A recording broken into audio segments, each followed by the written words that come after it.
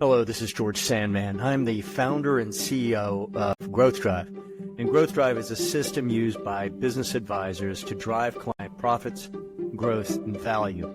Now, we're also a community. Every week we get together to talk about all things business advisor, everything clients, cases, things we're seeing out in the world. Now, tune in here to this podcast, and you can join the conversation by scanning this QR code, passcode 867-5309. Jump into the conversation. Everyone's welcome. We're looking forward to having you. So here we go.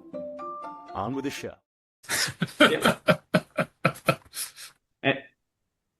Outstanding.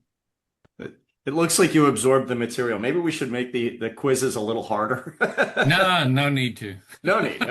Well, the objective isn't to break anybody's back. It's, those quizzes in the exam are designed for one purpose, which is to cement the knowledge, right? It's the reason they made us take exams in school, etc. So, no, I got some fun news though. Yeah, what do you got? I'm going to go ahead and get that done, get that piece out of the way this week, and then zip through the videos on actually using the program, because in 3 weeks I fly out to Denver, and one of my long-term clients, it's an energy consulting firm. Great. I'm kind of going to walk through a lot of that stuff with her. Awesome. And so that'll be kind of a first run through for me. She's kind of my test client to get used to it. I've known her a long time, and we've talked a lot. The nice thing about a long-term client is the know, like, trust is there. And it allows you, and it's what I recommend during onboarding. You have a client or a COI that you know well, sit down and just run a test case for them. And if it's a client, say, hey, I've just added this. I'm really excited. And normally I charge for this, but for you, my friend, today. So today only. Today and today only. It's a environmental energy consulting company, and I did some research, some AI research on understanding key components of that industry, and really boned up on it. So hopefully I'm going to sound like I know what I'm talking about. So. Well, what's interesting? I had a long conversation with Andy Weevil about this yesterday.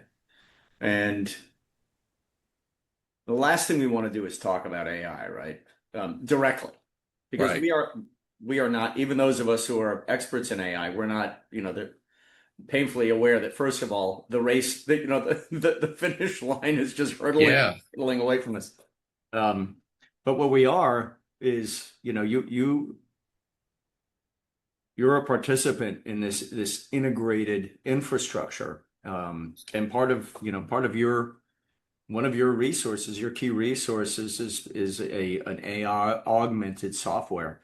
And that's incredibly powerful. We're going to push, and I'm going to tell the engineers, I don't know if they'll do it this week or over the weekend, but we're going to push Claire 2. Good morning, gentlemen.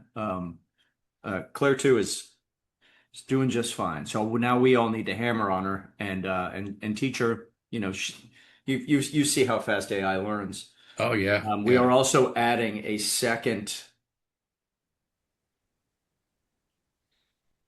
OpenAI is great at a lot of things, right? I think we are all aware that there's been a fork in the road with OpenAI focusing in one direction and Anthropic with Claude focusing in another. Right. And they've become dissimilar enough or complementary enough. It's kind of like my argument about BEI and EPI. It's like you got to stop viewing them as competitors, because there was a fork in the road and they took it. And so we are adding a Claude. Oh, neat. We're gonna add Claude to as one of our retrieval augmented tools. Anyway, blah blah blah. Ginger. Oh, that'll be interesting. That'd be great. Oh man, it's interesting. It's Tim knows. I showed Tim what I did in about 10 minutes using Claude, and it's pretty cool. Tim, I have not had a chance. Claude is much better also at writing things.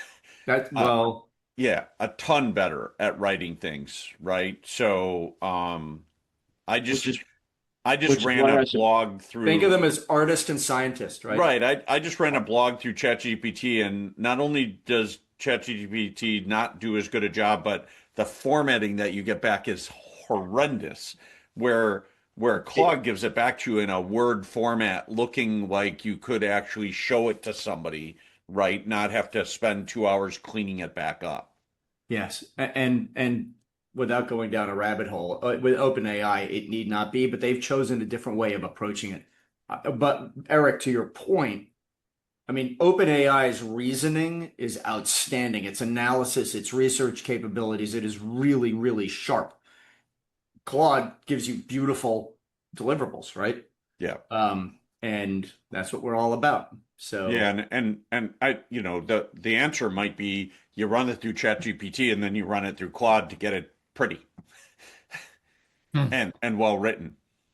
that is, that was the story on Claude back a year or more ago, that Claude's better for creative writing and Yeah, content and all that stuff, which is yeah, why I sprung for a Claude subscription. And I ran yeah. the two side by side for a while, and I would go to Claude and then I would go back and forth. And then Chat 5.2 came out, and it was kicking Claude's ass. And yep. at least there wasn't a meaningful reason for me to go back to Claude. So after a year of spending another $20 a month on Claude, I canceled my subscription just in time for the Just fork in in the time, road.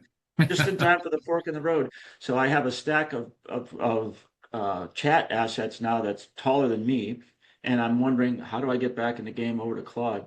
All I have to say, like, thank God for AI, or I wouldn't have anything to do.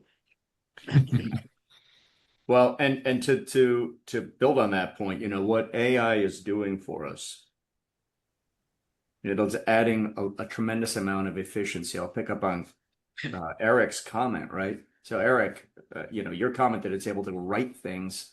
We need to, we are the stewards, we are the proofreaders, and ultimately, you know how we initial the bottom of contracts on every single page. In my brain, that's what I feel like telling people you have to do. You have to sign the bottom of every page that you've read the damn thing. Because we have an assurance, a small fiduciary responsibility to provide overwatch on this. Oh my gosh, Silvana Nani, thrilled to see you. Okay, I'm going to I finish this missed you thought. all. I'm going to finish this thought. It frees up it. So what are we going to do with our additional time? One, we're gonna love our clients to death, right? We're gonna be able to be there, be present, be in person. Hey, I can just swing by because we're not spending 8 hours on a deliverable. Great. We are going to be able to service more clients at a higher quality, right? More clients at a higher quality. So that's good. Puts the onus on us to say, okay, guys, we're doing an evolution of the Fearless Business Advisor facilitation course, which we are going to offer, I believe, sometime in the end of June here in Charleston. So stay tuned. We're going to pick a date, put it on the map, put it on the calendar, map, whatever. And anyone I don't think anyone in this call has been in. Silvana, did you do Fearless Business Advisor? The facilitation course? Yes, I did the very initiation one, yes. Okay. The very Cool. beginning ones. Yeah. So we're gonna not expand. We're just gonna evolve it, okay? Because it's appropriate. It's a really good course. Yeah. I was very impressed. You and Larry did an awesome job. Yeah. Good. You were there. Excellent. Thank you. George, I'm spending my extra time that I get from AI thinking about how I can be cool like Sir Tim. Sir Tim, you got it in there. Yeah. Minute 7. There we are. Oh my gosh. So what's on everybody's mind this morning? Excellent. Has anybody read the book Homo Sapiens? I have read it. I It's a think I really read it interesting book. It's a hell of quite a a book. few years ago. Yeah. So, Silvana, do you recall in the book when he's talking about, I don't know if you guys realize, you should also read the book Breath, not Breathe, Breath, which is an excellent book.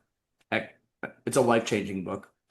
So in Homo Sapiens, he points out, and the same point is made in Breath, that our hunter-gatherer forebears actually had larger craniums and larger brains and a significant larger brain. You know how they do brain to body mass? Like that's how we measure brains in whales. The brain in a whale is the size of a Volkswagen, but compared to its body, great. So their brain to body mass was significantly higher than ours is today. The Industrial Revolution and agriculture have allowed us to get dumber and dumber.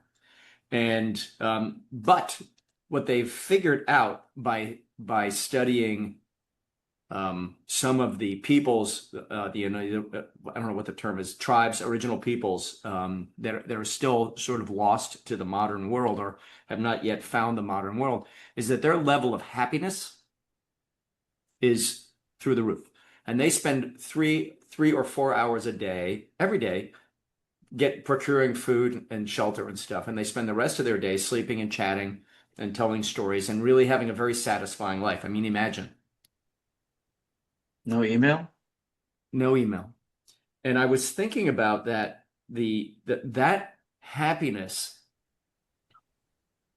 What might we do if we were able to produce more than we can produce now in 3 or 4 hours a day? We are naturally all animals are naturally lazy, right? What does a lion do? It sleeps on, what do animals spend their time doing? Loafing around and trying to get easier access to food and shelter. Humans do it, right? If we could do our work, what we need to take care of our family and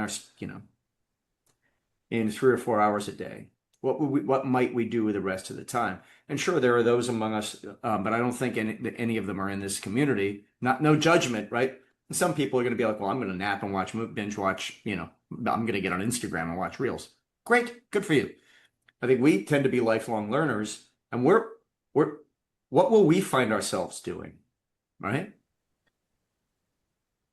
And now I wonder this efficiency, because I'm much more of an adherent of the Musk, Palantir, Jamie Dimon view of what AI is going to do for us than the doomsayer, clickbait, the sky is going to fall, we're all done, society, revolution, zombies. That's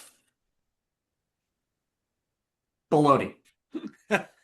Yes. Fill in the rest. You guys know me well enough. But I can't help but wonder think of it the way I'm describing it. It's so aspirational, so liberating. Think about the explosions that we are likely to see in music, in art, in human relationships, right? Imagine that you have enough time in your day to not. So I remember having toddlers, right? And we'll just use that as an example. I think my wife Tracy and I had, I'm going to say no, but we had very little really quality time together. We had to schedule it, book it, focus. Imagine if we had the time to have the type of time that my wife Sydney and I now have with no toddlers and, great jobs, well-defined worlds and able to do, we're empty nesters. I can't help but wonder, and I find it terrifically exciting. It's a maker versus taker view of what this fantastic, this evolution of technology, this revolution of technology is going to allow us to do. So, food for thought. Homo Sapiens, fabulous book. A little tough in spots, but Is the book Breathe from James Nestor? Yes. Yeah, Nestor. Okay. Right. I found him. I Right. found him. It's No, oh my God, that's it's a very so interesting good. conversation. Yeah. Because Did you read it or listen to it very quickly? Because there are two different. I read. Okay. So did it have a lot of By the way, I graphics listen to and some everything? books but I can't. I can't. I like reading. I read on my phone and on my iPad. I read on Kindle because I can take Okay. notes. I can highlight. I can snip. I can share. I don't know if any of you have gotten like, oh my God, I just read this and thought of you. It allows it to be much more dynamic. I have a whole library here and at home. I buy the book, but I tend to buy it a second time on Kindle. Good for the author. Yeah, George, to your point, I don't know if any of you have read it, but I've sent it to a number of people. The book Happiness Advantage, written by a Harvard professor, talking about the idea that we go about the premise is we go about life wrong. We go about getting success so that we can have happiness, and it's actually the other way around. It's You know, actually we need to pursue happiness, and then that actually leads us to success. it's And it's a TED Talk level book. He's done a awesome. TED Talk on it, and it's really, really good. It's called the Happiness Happiness, Advantage. what? Advantage. Advantage. Advantage. Okay, terrific. It's Eric, if you have Sean a sec, Aker. can you post? We'll post these books. Let's post it. There's a book, or there was. We just cleaned up the community, but there was a book sharing Yeah. space. It's something that I pointed out to my sons. I want, you try to teach your kids how to be grounded and keep things in perspective. And one of them is that rock stars commit suicide, right? Eric, Yeah. to your very point, if Yeah. if making I've made a ton of money, I've lost a ton of money. I will tell you, I was no happier with a ton of money than I was without it, right? I just traded different problems. Yeah. We find a way to stress out, but rock stars commit suicide, and happiness is the most important thing. There's nothing more. It's joy, right? Happiness and joy. And Yeah. and Fun. and our I mean, what we all recognize is that private business is the engine for the pursuit of happiness, not because it generates money. And I will just stop there. Not My point is not because I don't make that point because they're generating Yeah. prosperity and wealth. They do. But when we think in terms of, in law school, when you study the phrase, the pursuit of happiness and what it means, if those of us who Yeah, meditate on it. and George, Yeah. it goes back to really fundamentally a biblical principle, and that is the principle in the Bible of joy, which is not what we think of today as happiness. Joy is an underlying, long-term, I'm doing what I should be doing and I'm doing the right things. And sometimes, um, sorry, not to get preachy, but Paul sat in a prison and was joyful, right? Yeah. In chains and joyful, right? And so we mistake, we mistake, um, exuberance and being at a party and jumping up and down, that kind of happiness with long-term joy, right? That's what we should be pursuing, is a satisfied life that we enjoy who we are, who we're with, and what we're doing, A a hundred. long-term aspect, not the short-term. Again, we should all have celebration kind of joy or kind of happiness. But when Sean Anker says the happiness advantage, he's talking about that joy, not the momentary happiness. And not to get, I'm just going to build on that. There's a profound difference between like and love, and there's a profound difference between a crush and love. Yeah, And love is the underpinning for why is love the underpinning for yeah, the great religions of the world, right? And so with a notable exception, but love is the underpinning for the religion to which most humans have gravitated, right? If we aggregate them, love is the most powerful emotion. And we think of it as very special, but it's incredibly mundane, right? Because it's everywhere. yeah.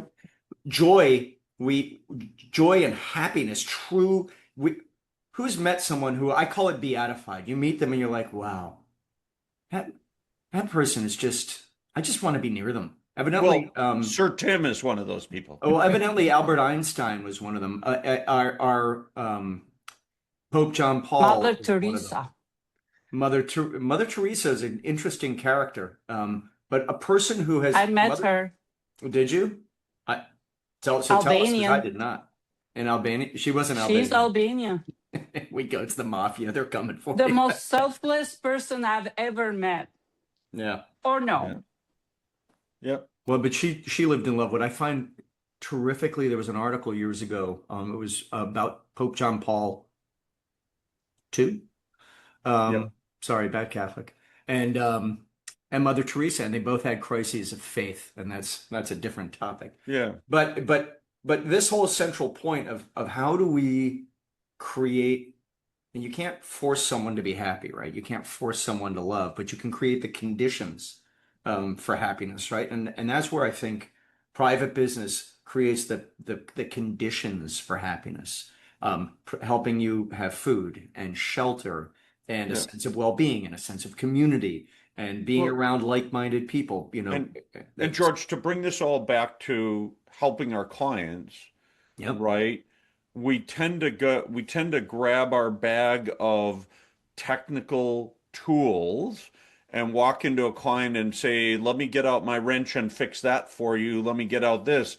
And we're not helping them with maybe the most critical thing that they need, which is really to get their mindset right Yeah, that's right. on what they're pursuing and where and what they're how to live their life better, right? Yeah. And I'm not saying we're going to be psychologists, although I'm waiting for my alma mater to award me my honorary doctorate in psychology because I feel like I use that skill more than my accounting degree, right? But we should be thinking about people as humans and needing help in other areas than just the technical things that we bring as advisors. And this is where maker versus taker. You're so right, Eric. This is where maker v taker, because I'm not going to comment, but might that be? I wonder how that might a person who is willing to lean into the conversation you just described, are they more or less qualified to to become your client? And if you think about your happiness Yeah. and where you want to spend your time and the type of people with whom you want to in whom you are investing your time. I know that we're being Yeah. paid for it, but And I think it's But important it that takes courage. it does take courage. You're right, Silvana. It does take courage. It takes some groundingness of yourself. You need to be grounded enough to be able to do that. It's awfully hard to talk to somebody about a personal item when they look at you and go, "You're not even doing what you say," right? So you need to have enough groundedness yourself to be able to deliver that, and it's got to be delivered with sensitivity and in the right context. I don't walk into so a client right away and say, "Hey, are you happy? Let me work on your happiness." I think if I did that, oftentimes I get thrown out on my ear. But I do work that into my discussion. I often get a client because they have a problem, and we start talking about that problem, and then I just broaden it out and say, why is this?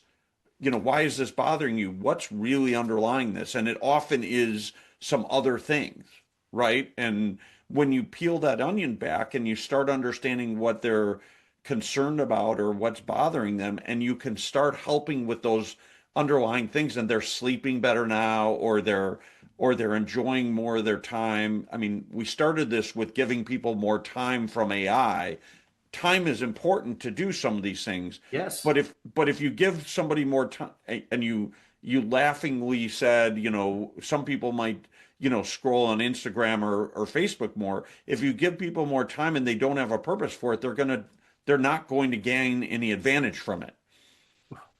It's interesting because another through line of at least a couple of the great religions I'm just going to put them in broad buckets, but is work and doing good, right? And being productive and being a good steward and all those. I'm not going to get religious. By the way, guys, I just have to share this in the moment. Just got a note from Jemiah. Hey George, good morning, brother. Apologize, I'm missing coffee with my Growth Drive family this morning. My dad suddenly passed, and I'm working through the details. Um, and so he's going back and forth from Greenville to Atlanta. So send Yeah. some good energy my way. That's why I'm sharing it. Send some good energy Jemiah's way. Tell everyone I missed them today. And it's my top of the week. This is his top of the week inspiration. So Jemiah, man, blessings. Yeah. Prayers to you and your father and your family.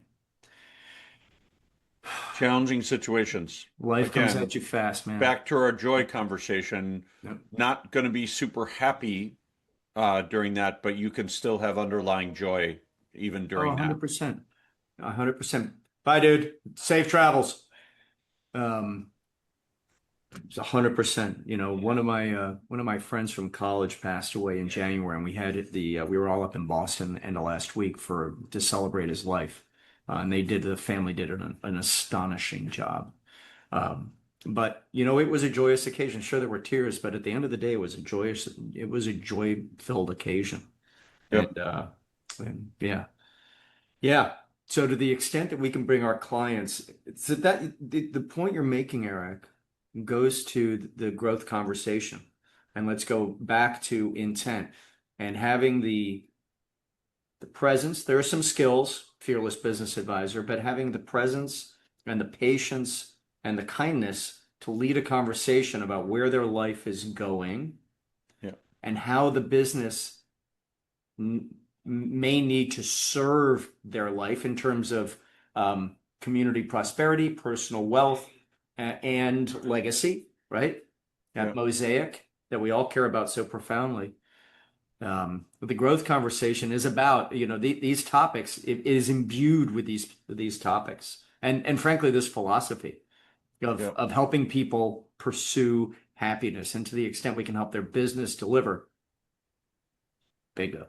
You know, George, Please. another word that comes to mind, instead of just joy, it's calmness.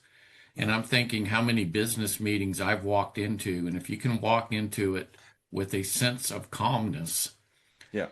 everybody relaxes, everybody can start talking again.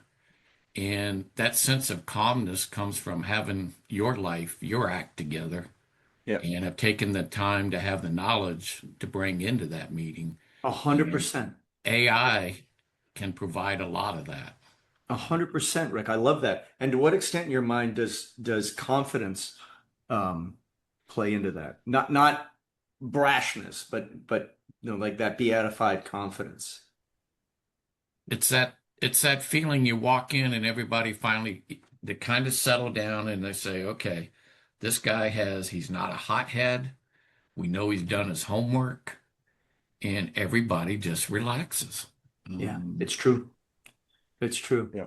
And I don't know if I would say everybody's level of joyness goes up, but if everybody's calmness goes up, there sure is that chance of becoming joy.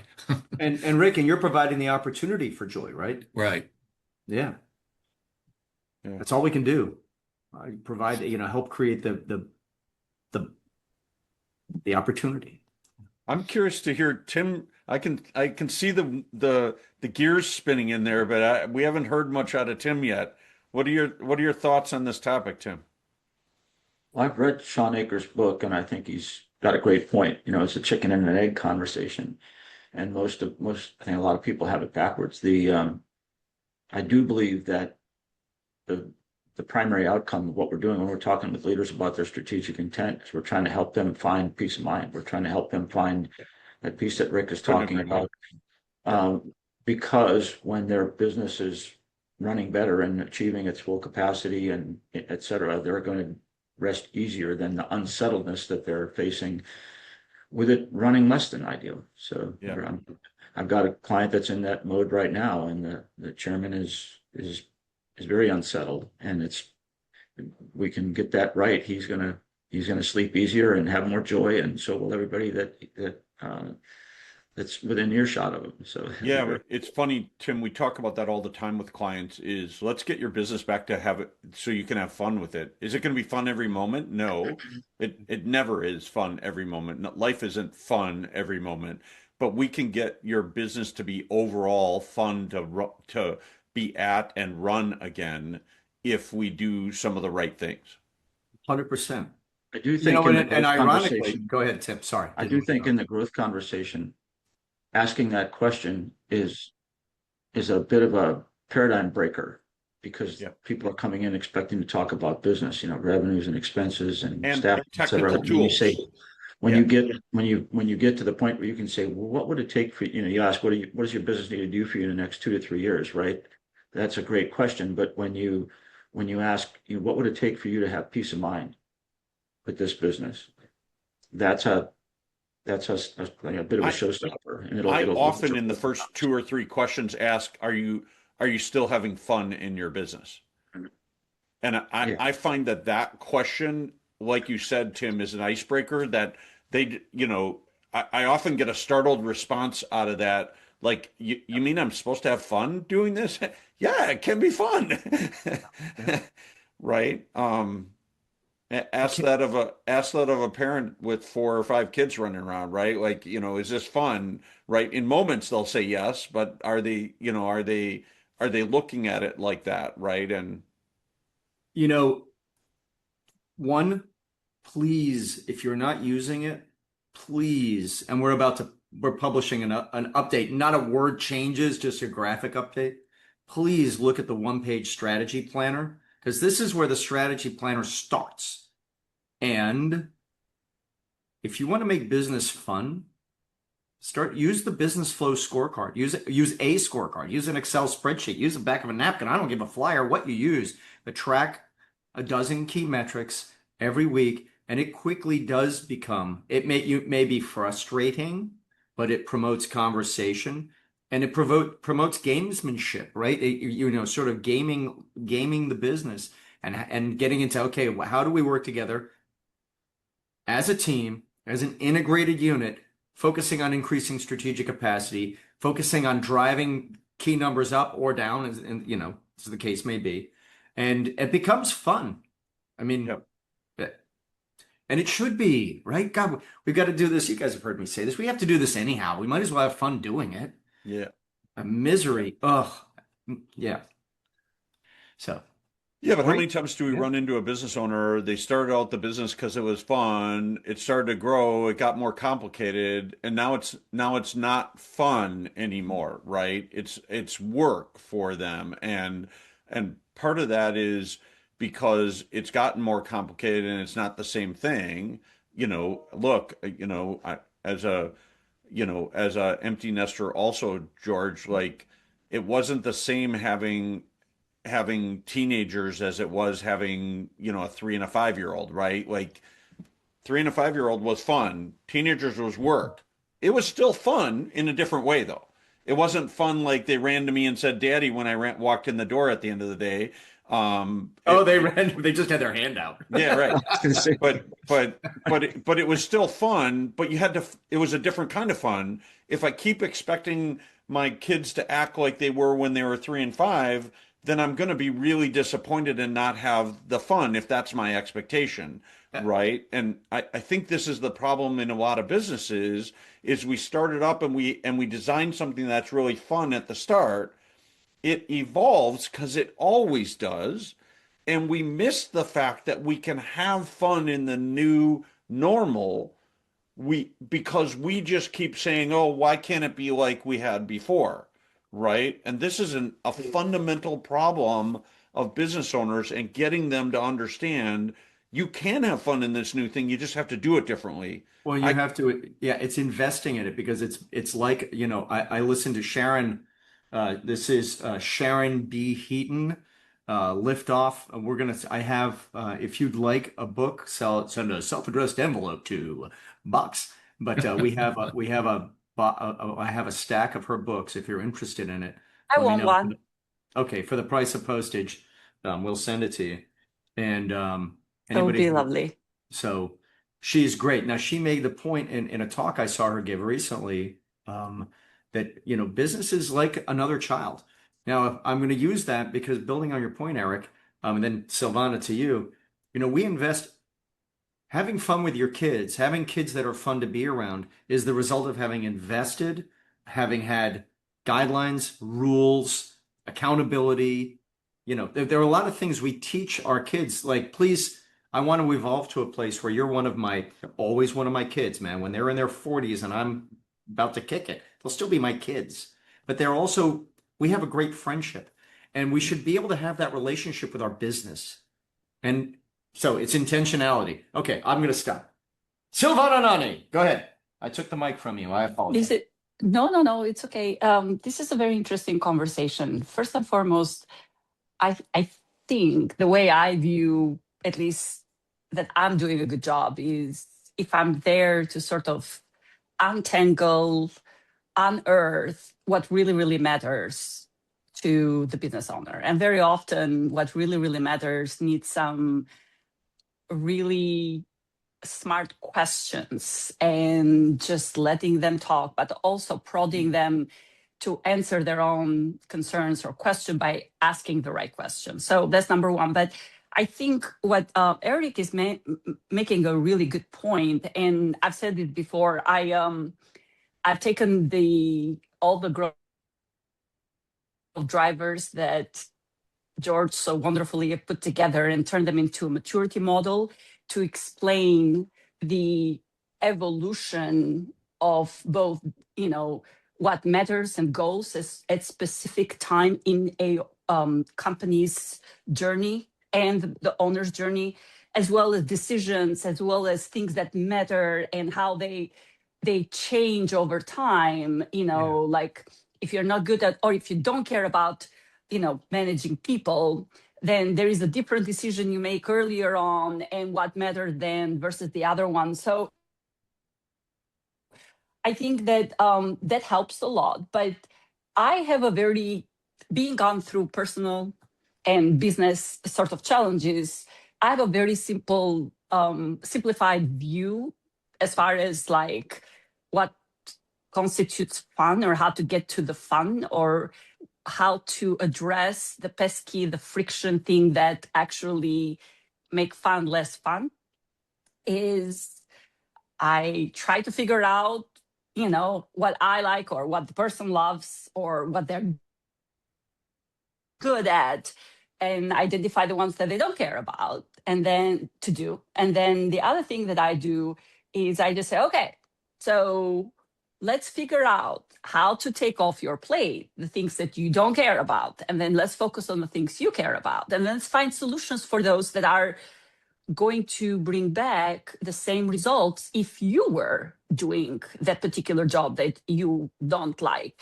And I think that kind of gives people, especially business owners that tend to be type A, control, whatever, a little bit of a freedom to say, you know what, I don't have to be the Superman and do everything. And I can delegate, which is one of the most important things that a business owner and CEO needs to do. And then I can manage the delegation and measure it and figure it out. And that works in, personal, and it works. So like, for example, when I had kids, I knew I didn't want to stay home. I knew I didn't want to worry about taking my kids to daycare and then be there at 5, or I'll have to pay $30 or $100. So I paid through the nose for many, many, many years for somebody in-house.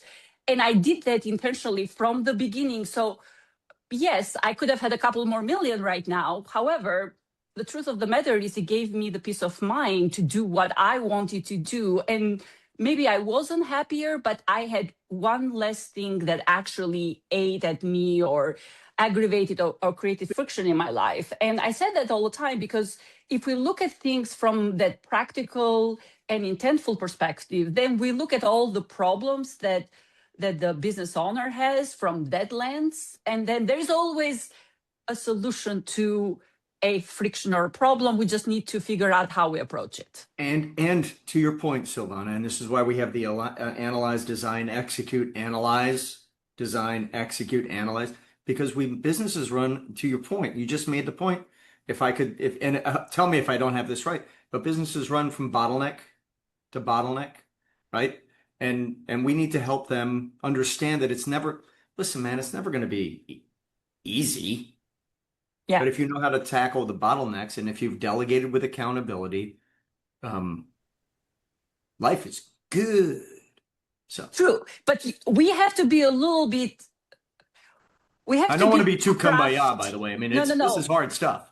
No, it's not kumbaya. I think the trick is for us to build that muscle where we get as close to the essence of what makes this person, this business owner, this CEO, this leader tick, and what matters to them. And that's less about growth drive or about that, and more about us paying attention and asking the right question, and sort of reverting it back to them so they can tell us that we heard them right, but then have a common understanding that when we come to, oh, okay, well, it seems like this is something that you really love or you don't, or this is a problem, whatever, and they say yes. The moment that they say yes, then all of a sudden we have a recognition that we have a defined, to the possible end that we have, scope of what we're dealing with and solutions around it. And sometimes it's about the business, sometimes it's about more about them and how they approach it. But one way or another, it's about their strengths and their weaknesses or likes and dislikes, which are at the core of happiness, if we were to call that. Although I have to tell you, I come from a communist country, so we didn't think very hard about happiness. We sort of were happy to, we never thought about it. So to me, it's a new thing that I'm thinking more than I want to these days. But yes, that's my take. What's interesting is this all of our comments are about emotions, right? That's what we're talking about. And that's something that we as a community recognize. And shockingly, George, as technical advisors, we're allowed to have them. Yeah, exactly. I put my hand up and I say, when I was a lot younger, I would say something along these lines. I don't give a shit how it makes you feel. I want you to get it done. And I consciously, one day it hit me. I killed that George, right? And so you'll hear me joke about, the old George. And I've always been a super loving guy, but I just, in business, and that goes to mentors and early learning, doesn't matter. Yeah. This is all about emotions, positive emotions. And, we have a tribe here, right? That's probably the best description. We have a tribe, and we're like-minded, and we care about each other, which is why this makes the integrated in an integrated infrastructure possible. Tim, I see the wheels churning in your head, and you're thinking, scrunching, and what's going on, man? Well, I appreciate that the tribe is realizing this and making it something that's obvious to everybody. I know that in practice, you're not all of one or none of the other, old George or new George. You have to discern what the situation warrants, right? You can always preserve human dignity, and you can always be mindful of people's joy and their peace of mind. You can also be rigid and operating with limitations when that's what the situation warrants. So there's times when these organizations need tough love, and so it's just finding that balance between them. Yeah, and old George died in somewhere around the turn of the millennium. So I'm happy to report I was really young and dumb. And as I learned, because if you look at the clarity level 1 as you're going down the screen, right? How would it feel to run a business where all of the answers are yes? How would it feel? And that word's there for a reason. Yes, I have an effective senior leadership team. Yes, my people are productive and loyal. Yes, I'm generating high recurring revenues. Yes, my margins are above the industry average. Yes, yes, yes, yes. That feels bloody good. Tim, your point is an awesome one. George, I have a suggestion. One sec, Silvana, because I think Tim, sorry. I think I may have just interrupted Tim. I was just going to say that it's useful with more than just the leader. So in many cases, we don't, our entry point is through the business owner, business leader, and then we're working face to face or by fairly direct connection with people in senior leadership team, maybe beyond, and making sure that they understand the same thing as well. That we could ask them the same questions. How would it feel when all the questions about your department are answered like this, right? Yeah. So it's a little bit of a dog whistle to help them, feel good about the change that you're implementing. Yeah, 100%. Because people who are unhappy, toxicity comes from unhappiness, and it can be unhappiness at work. It can be unhappiness in your life. I'm watching that play out in a company I'm very familiar with, where one of the key players has has some profound, some terrible things happening in their life. Well, it's manifesting as being it's manifesting at work and not in a good way. Yeah. So, yeah, man. Silvana, Silvana, please. I have noticed that our conversations are a good balanced mixture between the growth drive use cases and the different nuances about that. And almost half of it, it's about the approach, the emotional, equity that we need in order to get through our Ooh. customers. Did you say emotional equity? Yes. Ha! I love that. Okay, I will think on this. Go ahead. Silvana. So what I was thinking is, if anybody wants to, I think it'll be very helpful for us to expand upon a different part of our knowledge base and practices. And I think we might be interested in like the basic level of NLP training. It doesn't have to be the very advanced one, but like the basics of neurolingual programming.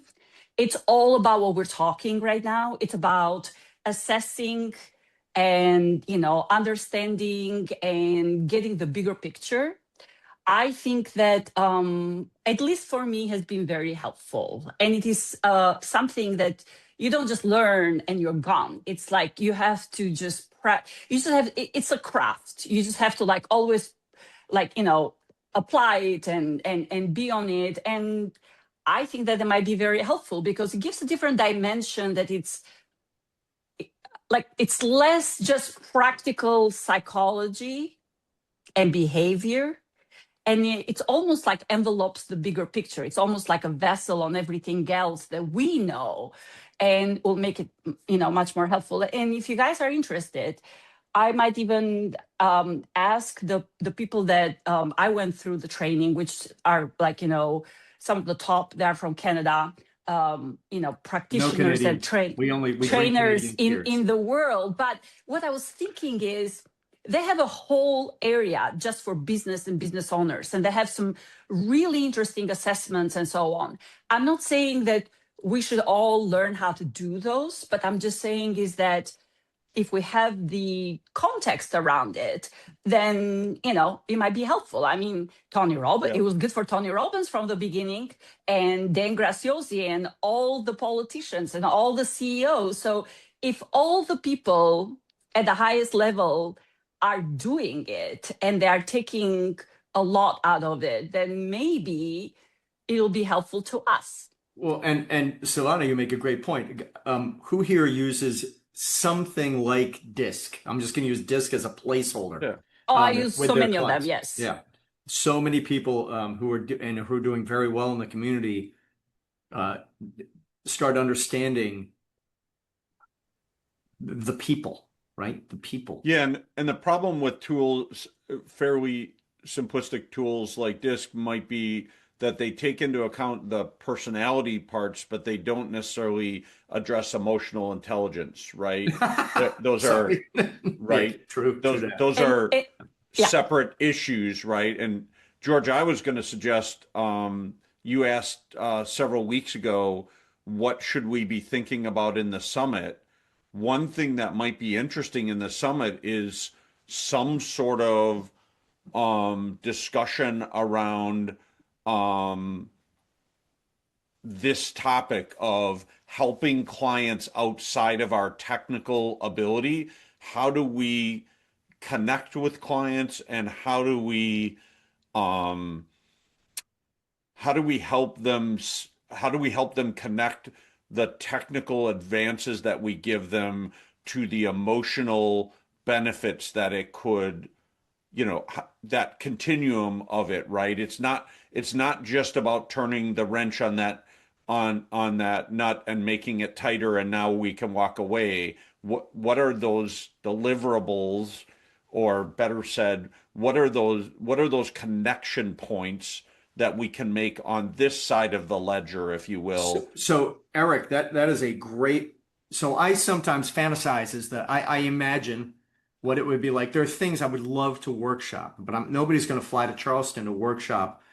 But one of the Oh, I things would. I've wanted to workshop I is would. the engine Yeah, for I'll the be pursuit there. of happiness.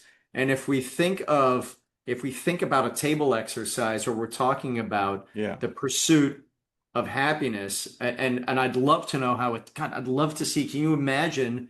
The tables. You guys have all been in there, right? Coming back with their flip boards with looking at the pursuit of happiness and our role or whatever. Eric, I think that's a fabulous point. Yeah. And you guys are designing the summit. By the way, we have signed the contract with the hotel, Lindy Renaissance, Charleston, South Carolina. The room block starts on October 4th. We are going to do at least one pre-show show. So there's a little talk about maybe doing something on Sunday. There's a little talk about maybe doing something on Wednesday, but the summit itself starts at noon on Monday the 5th, 1 o'clock on Monday the 5th, and ends at noon on the 7th, Wednesday the 7th. So the Lindy Renaissance, it's terrific. It's a Marriott Bonvoy hotel. Yes, you'll get points. They are super excited to have us. And I'm very excited. It's right off King Street. It's actually on my street, on Wentworth. So Eric, love that point. AI, listen to me, applaud. Put it in the notes. Yeah. What about, and again, I've only been to 2 summits, George. So, have we ever challenged the group that's coming to read a book before they come? And, and Sean Akers' book is a great example of a book that isn't hard to read, right? Sure. It's not highly technical. It doesn't take, 10 days of, an hour a day to read it. You could read the whole thing in 3 hours if you sat down and did it, right? It's Listen, man, I have a dog in the fight because I want you guys to get tremendous value from it. But on the other hand, I don't have a dog in the fight. Eric, if that's something that you guys, we have a committee. I believe you're on the committee. Yeah. If that's something you want to put into the design of the event, let's go. Let's go. And the only thing I would suggest is that it be a book that's also available on Audible. No, I got it. But Yeah. my point about something like this in this area that we're talking about, it not only helps the individual advisors, it actually helps them help their clients, right? It's not just a tool that we give them to go take to their clients. It actually helps the advisors themselves. And why is an EOS implementer voted off the island, roughly speaking, or according to EOS themselves, at around month 14? And you have to ask yourself, why is that happening? And there are several answers there. One of them we have been discussing broadly today. Yeah. And it goes, well, we've been discussing broadly A today. deeper engagement with the client on another level than just, are you going to educate them on this one thing and then you're done, right? Well, and then they're importantly, Eric, then they're done with you. Right. Right. Yeah. I'm not getting It's a value one and from this done. relationship anymore. Hey guys, I have a hard stop at 10:30. Yeah. So I'm actually going to have to drop off a little before that. And in fact, this meeting is ending at 10:30 because we're on my Zoom. Or on the Growth Drive Zoom. Can we do let's do some long-winded key takeaways? Would that be okay? Because we just I love these conversations. I'm really grateful to each of you. Thank you.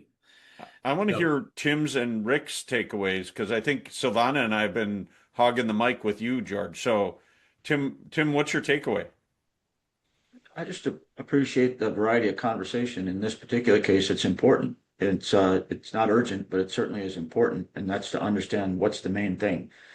And I think you opened with it, Eric. And what's your level of joy? What's your level of peace of mind? Whether it's us as advisors or our clients, and why not both, right? So if that becomes the main thing, then it's hard to go wrong after that.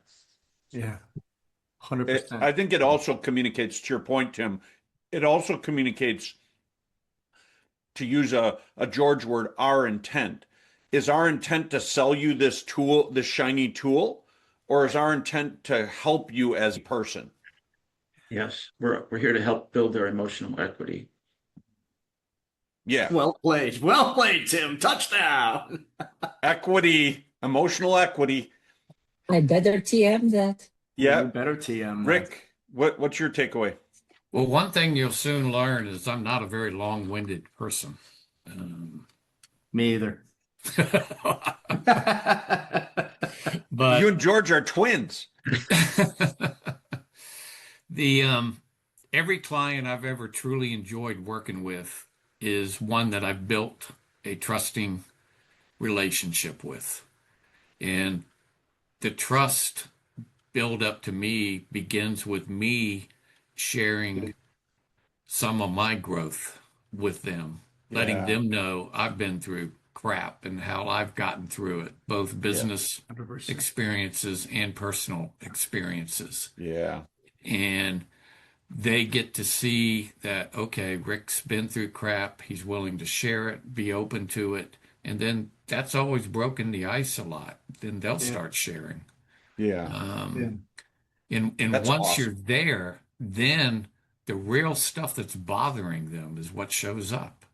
But it Yeah. takes a little bit of time, a little bit of trust. That is But well said, Rick. That is Very well really said. well said. How do we expect them to show up and tell and truly let their hair down? Is the guy with no hair talking about letting their hair down? But how do we expect them to let their hair down if we're not willing to show them that we're willing to let our hair down? Right. And to the point you're making, Rick, this is not a half-hour meeting, right? No. This is a conversation that will take as long, and Weevil makes this point beautifully in C3D. This is a conversation that will take as long as it's going to take, right? Rick, your point is a very, very good one. And you know what you made me think of, and maybe this will be my key takeaway, and then we'll let Silvana end it on a high note, is, we end up being friends with our clients, right? We're developing a friendship. Mm-hmm. I'm not saying we're showing up at their birthday, but often we are. But they're still our client, right? It's the same as that relationship. I said, we're all uncomfortable as a business owner talking about our business like it's one of our kids. Although, if you think about it, it is. And like my sons are always going to be my kids first. I also have a fantastic, lovely, I'm so blessed friendship with each of them. That I would hope that those are. Ultimately, as animals, that's what we're looking for: is this friendship, this connection, this bond, but respecting the context, emotional equity. I'm trying to work emotional equity in there. Okay, Yeah. Silvana, that's my key takeaway. I love it, guys. This was what a fun conversation today. Thank you. I cannot Thank you. add anything to what you guys said because you said it so nicely. So I'm just going to end it with, it's really nice to see all of you. I've missed you. Yeah, we've missed you too, Silvana. Yep. We'll see you next week, right? Yeah.